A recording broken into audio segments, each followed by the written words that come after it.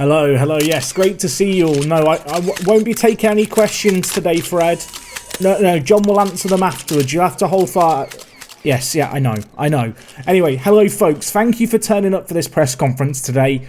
I don't do these normally, but we had some really important news that I needed to share with you guys.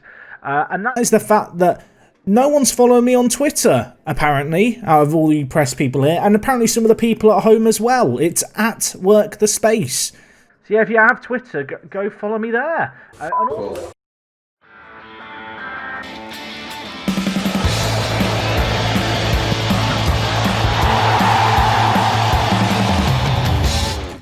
What is going on, guys? Jack here, and welcome back to episode number 9 of Park to Prem here with Boston United. Today, I've got a new cheese grater, everyone. If you don't know what I'm talking about right now, if you think I really have gone off my rocker, go watch yesterday's video in its entirety. It will make sense. Stephen Malone, you are the cheese grater. Unfortunately, what's happened is I've ordered a new cheese grater. Actually turned out the old one wasn't broken at all. And in the last few games, Cameron King has just started doing things. We've all been there. You go online, you buy a replacement for something, the replacement arrives and it's just not as good. And then the thing that you had before that you thought was broken, turns out it can do something. 3 goals, 1 assist, 7.32 average rating. Cameron King, he's finding his feet at left back. Maybe I'm jinxing it, but I'm starting to get my tail up and my hopes up. Now, for today's episode, we've actually got a really big game. We're taking on Chester. It is second versus first, and it's the 4th of December in game, which is tomorrow in real life. Obviously, this is a year later, but happy 4th of December for tomorrow. I realise I could just say that in tomorrow's video, but I won't be playing on the 4th of December then. Doesn't make sense. Anyway, today we are taking on Chester. We are at home, and to be honest, the big standout thing about the league this year is no one's running away with it. We have slipped up, Chester have slipped up, Telford have slipped up. No one is, rip-roaring away at the top of the table. We have the better goal difference, and you kind of look at Telford, who have the same number of goals and more conceded, but are in some really good form. It's kind of, I want to say it's a 4-horse race right now, but because people are dropping so many points, it's impossible to write anyone off too soon. Anyway, one quick little admin error I want to address. Yesterday, when talking about the FA Cup, I said that Halifax were in the league above us. Of course, they are in real life in the league above us. In this save game, they did get relegated. Thank you to the 50 people who mentioned it in the comments. I didn't realise the first time. I didn't know what the first person meant. But no, I was wrong. I will apologise, everyone. Anyway, today we have had 5 games to catch up on since that Gateshead match, which was not really a classic, although Simon did help us out. And the first game following on from this Gateshead match was not an easy one. We were taking on South Shields, a team who have been battling in and around the playoffs this year.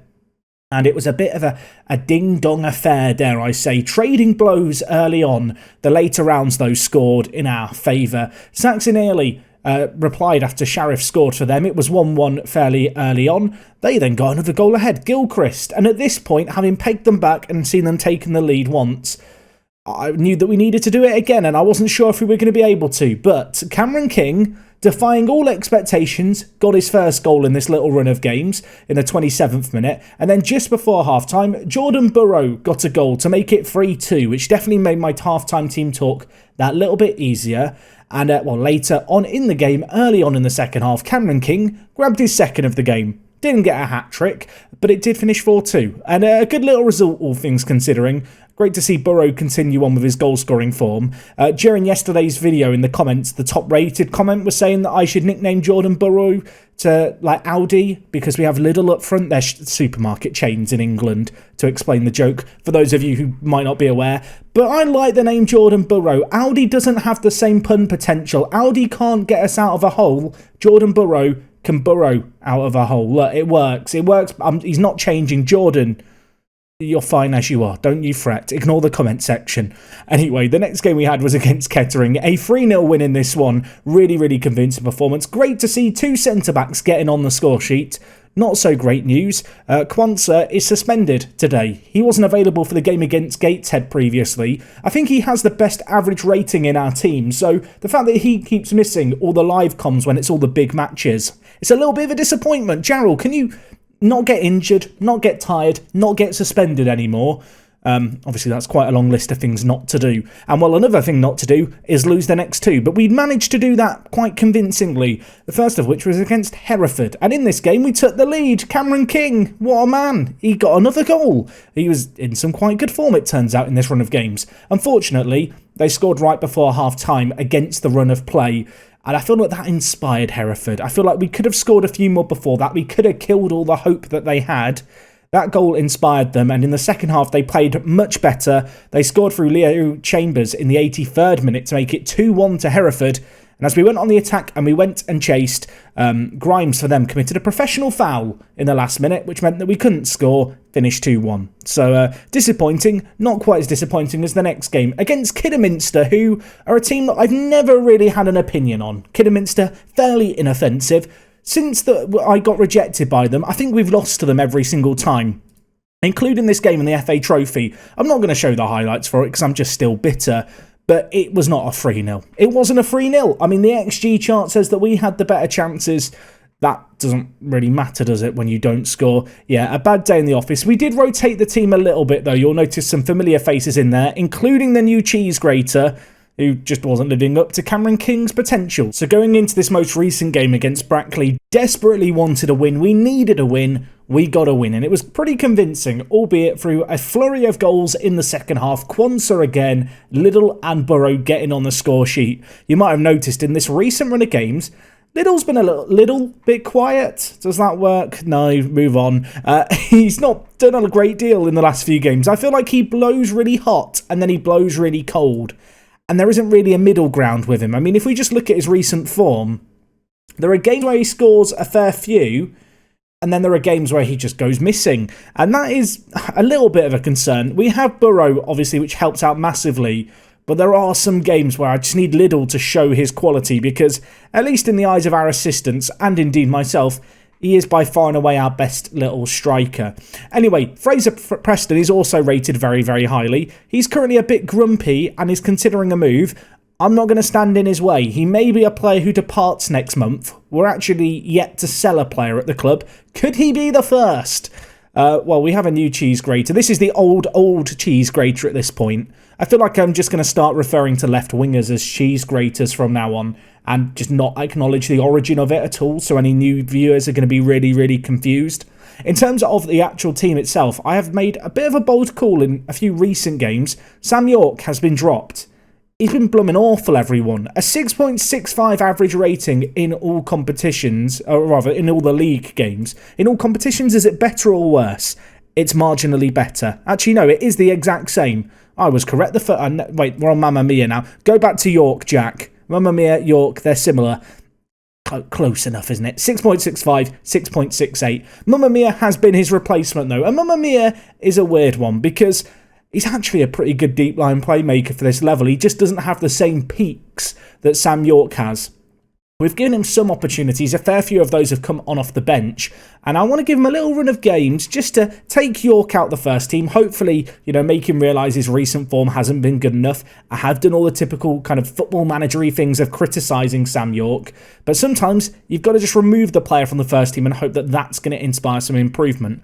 Unfortunately, for the second live com in a row, Gibbons is in at centre-back. I say unfortunately because he's not been training very well. He's actually been talking about leaving at the end of his contract in 6 months. And I was really high on this guy last season. I thought he was the future of our defence. But with Simon and Quansah playing so well, I just can't get him in the team. He's just not good enough compared to the other options, unfortunately. And across the back, Mee's back, which is pretty nice. He's been away on international duty periodically. He's been improving a lot as well. This is one of the big advantages with building such a young squad. We are going to hopefully continue to improve through the league season. And in fact, if we just look at the Media Dream 11, are there any more new players of ours in it? You bet your bottom dollar there are. 5 of the players are in our team, including Simon and Quansah. So it's not just me who thinks our 2 centre-backs are absolutely amazing. York's in there, Preston's in there, and Liddell's in there, of course, who I feel like is going to get some goals today. I've got a feeling in my waters, everyone. I could be completely wrong. It might be that I just need the bathroom.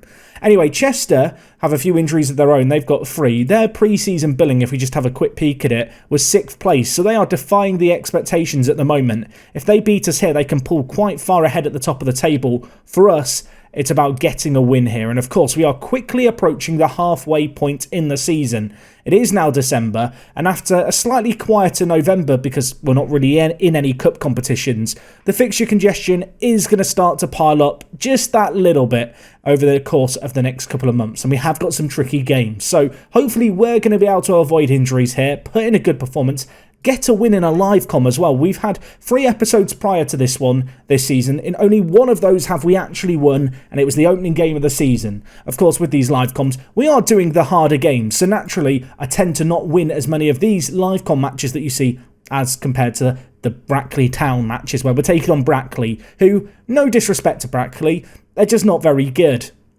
But no, let's see if we can beat Chester here. I'm feeling pretty good about our team. Cameron King's on fire. I've shown some forgiveness. I've shown a degree of leniency. He's convinced me that he's worth another shot. And I was annoyed with him yesterday, wasn't I?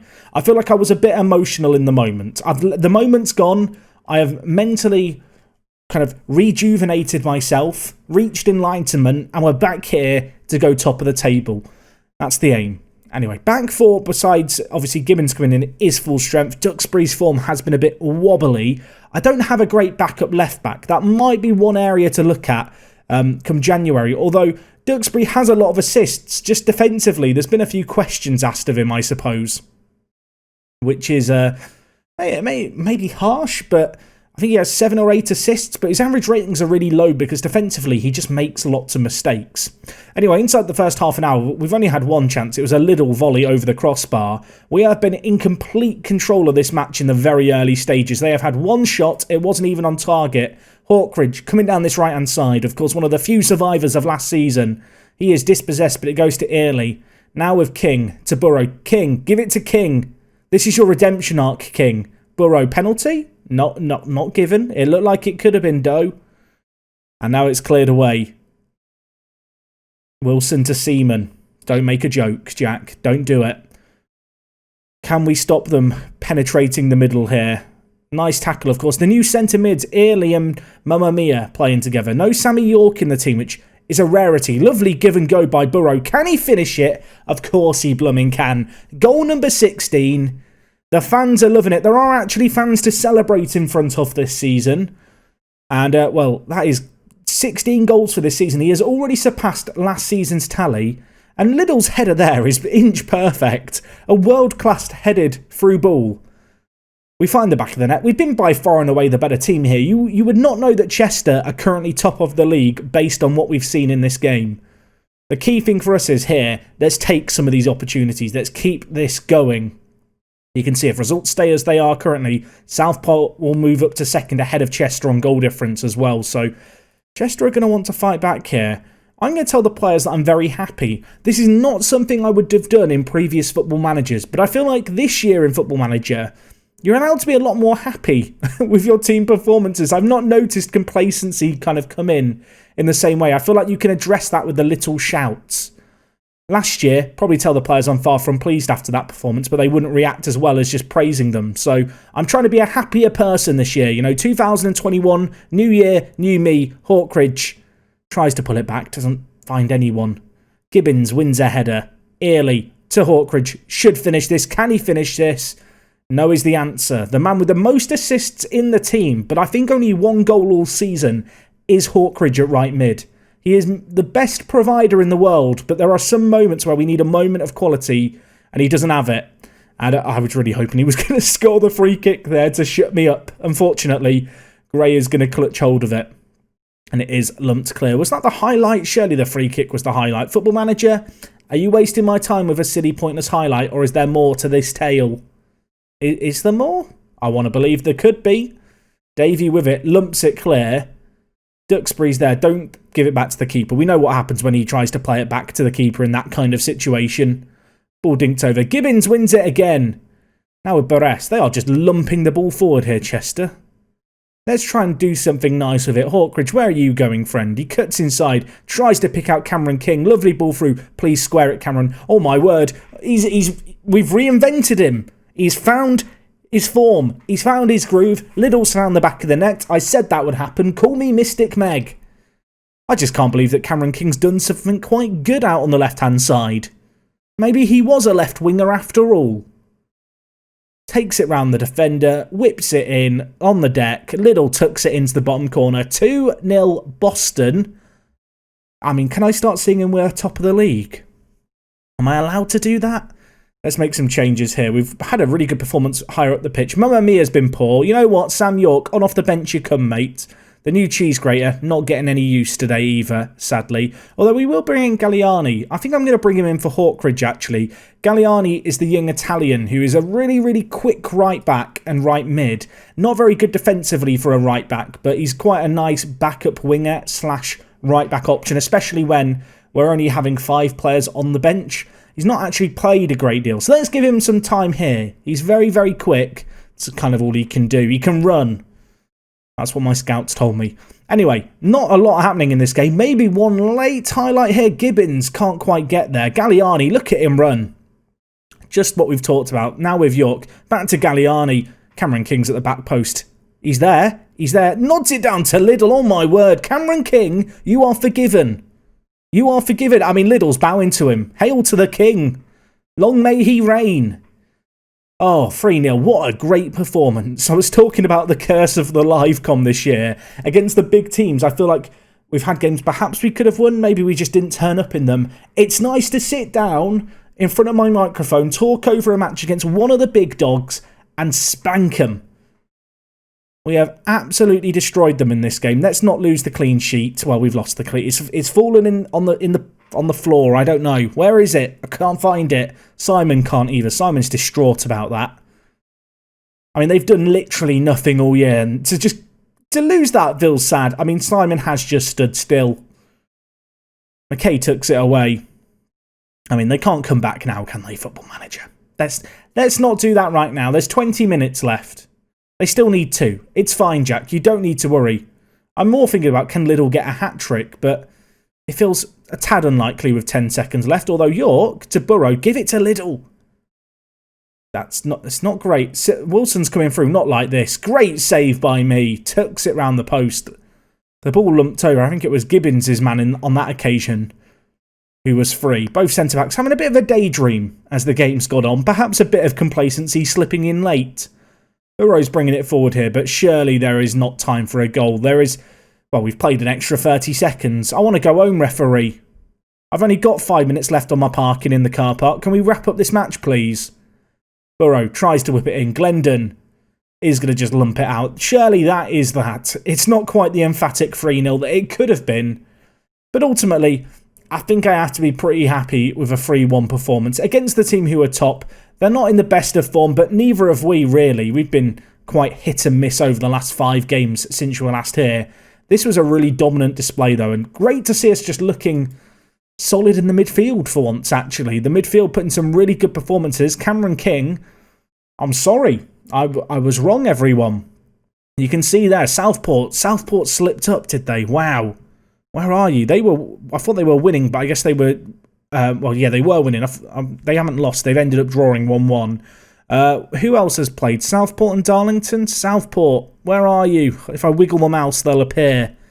I can't actually... Oh, wait, no, Southport we've looked at. Telford. Where are you, Telford? Telford? They drew as well. Oh, my word. Okay, all the teams around us drawing. Darlington. 1-3-2. I mean, it's perhaps a little bit too soon to be micro-managing and micro-looking at each individual result, trying to calculate exactly what it means when the 5th place team win for the title race.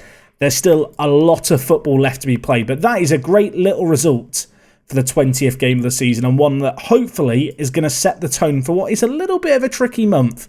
We've got Halifax, we've got Nantwich, we have also got Southport and Telford, and Darlington. Oh, this is a horrible run of games. I may even come back for a live com doubleheader. Maybe the Southport Telford? If you would like to see that tomorrow, let me know in the comments. We can do that as a doubleheader. I think that could be quite fun because they are, 2 of our immediate rivals. I'm just looking at it. Do we play them towards the end of the year? Looks like we have Southport last day of the season. I don't like that. Right, you know what? Tomorrow, doubleheader.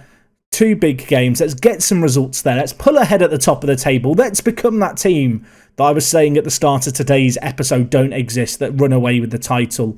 You can see here, we've got Liddell, we've got Burrow, we've got Hawkridge. We look fine. Hopefully we're going to look fine again tomorrow. Thank you for watching today, guys. Make sure to follow me on Twitter in case you didn't get that message from the intro. And until next time, I will see you guys tomorrow. It is me, Jack, and I will talk to you guys in a bit. I'm out.